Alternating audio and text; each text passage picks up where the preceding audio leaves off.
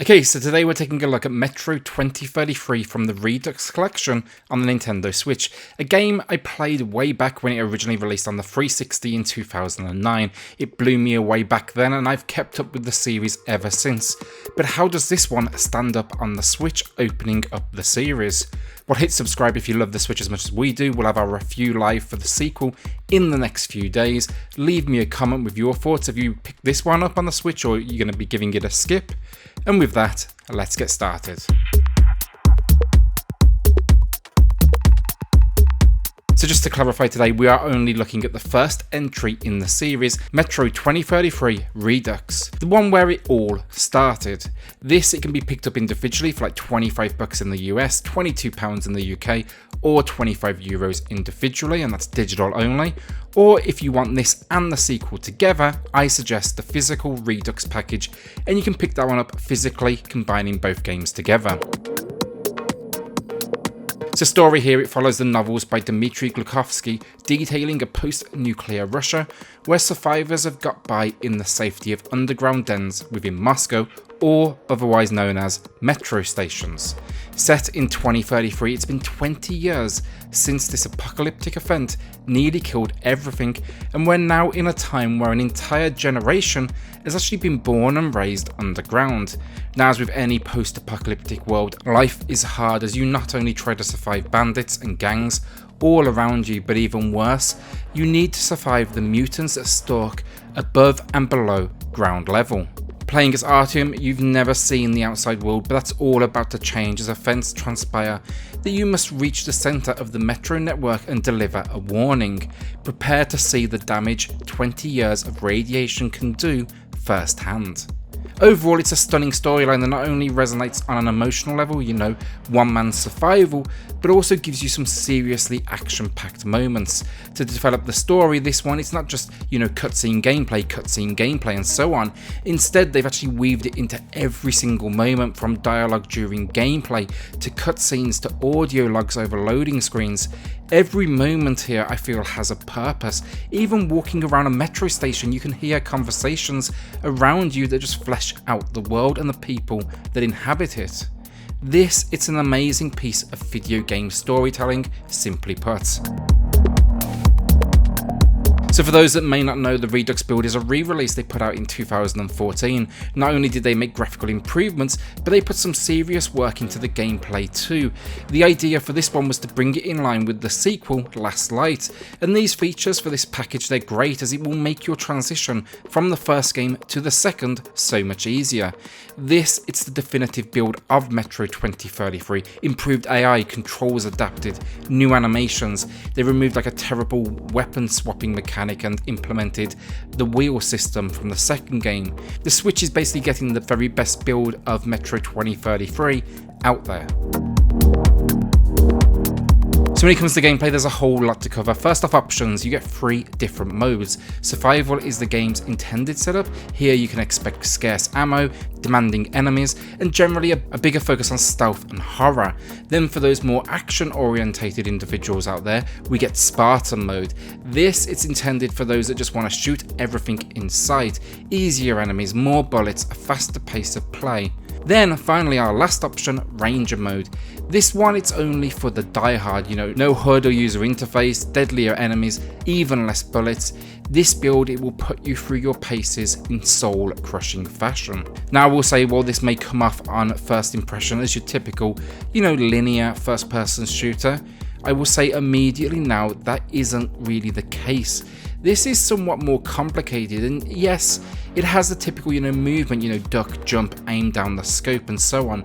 But alongside this, then you'll be managing the bullet types you're using, upgrading your weapons, hunting for bullets just in the environment, managing all sorts of survival gear from your flashlight, health packs, a lighter, gas mask, filter supplies.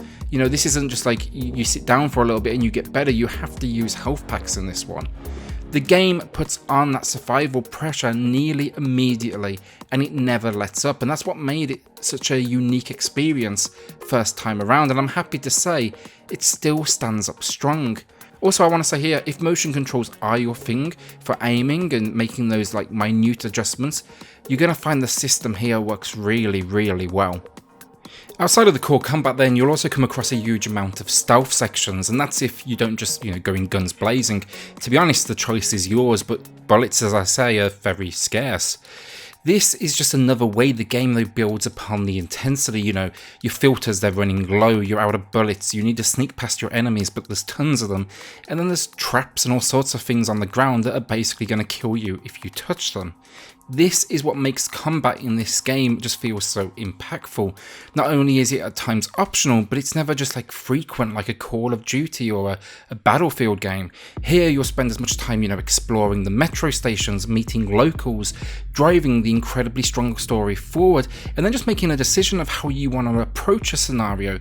That guns blazing doesn't always take the forefront and doesn't necessarily need to be the way you play at all.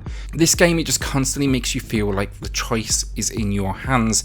Even with the linear nature of the game, so often you'll find these huge open spaces to explore, and then they've packed them with these memorable moments for you just to go and discover. Complaints wise, I have very few. Yes, it's for sure the shortest in the series, I'll put that out there now, but you're still going to get about a solid 10 hours out of this. There's a few basic quick time events, smash the Y button when a mutant jumps on you that feels kind of dated by today's standards, and then finally, I will say some of those stealth moments I did talk about, navigating these traps on the floor, they can feel a little bit clumsy, like avoiding an alarm system can often feel like luck more than skill as you just kind of push the jump button and hope for the best. Overall though, this one I can fault very little. Strong combat, interesting mechanics, and an extremely challenging setup where this game never holds your hand makes for one of the most memorable first-person shooting experiences out there pretty much on any console. Just don't come into this one expecting to be Rambo, else you're going to be seeing that game over screen a lot. Okay, so graphically speaking on the Switch, look at it. I own this on the Xbox One X and it's for sure a downgrade, but still, as Switch titles go, they've done a fantastic job with this port. Now, as I said in the intro, this is the Redux build, so straight away you're going to notice lighting effects, weather effects, new physics. It might be a 10-year-old game at this point, but it still looks great. This thing, it was a beast on the PC when it first came out, and for some reason, I'm still impressed to see it running here on the Switch today so smoothly. As ports go for me, it's up there with Wolfenstein 2, Doom, The Witcher 3 most recently. Handheld or docked, you're going to be incredibly impressed. This whole experience, so it just never lets up on the fear. It's so adamant about portraying, dark halls and corridors, buildings falling apart.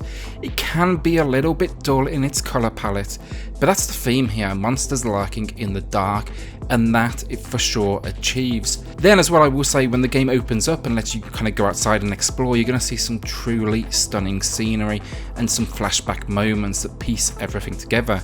Even your friends and enemies, they each come with their own unique set of animations that bring them to life, whether that's, following them down a pathway ready for a battle, or simply watching them relax in the metro station and enjoy being with their family.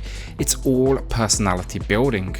Weaknesses graphically, yes, of course it does have its fair share due to its age. Facial animations are a little bit stiff and weak. Some of the animations of the enemies, they can be a little bit repetitive, and sometimes they don't kind of kick in almost, and they're just stood there standing still. Loading screens, they can be a little on the long side, but they do a good job of masking these, I will say, understory moments for the most part. And then some of the environments, they can be a little bit repetitive. This does at times turn into, corridor gunplay, so that's kind of to be expected. These issues though, it's all, as I said, to me at least, I think age-based. 10 years, people, that's a long ass time. Overall though, Metro 2033 Redux is still a beautiful game to look at. Yeah, it can be dull on the colour front, as I said, you're exploring very dark locations, but just take your time and you'll be able to find the beauty in the world around you if you spend that extra moment to take a deeper look. Whether you're playing docked or handheld, as I said, it's one of the smoothest experiences on the Switch right now, and you're going to love what you get. I actually spent most of my time with this one handheld. There was a novelty factor for me of, Metro in the palm of my hands. I just couldn't get over that. Graphically, it's just extremely, extremely impressive. So audio wise, it's always been one of my favourite features of the Metro series. I'm putting that out there now.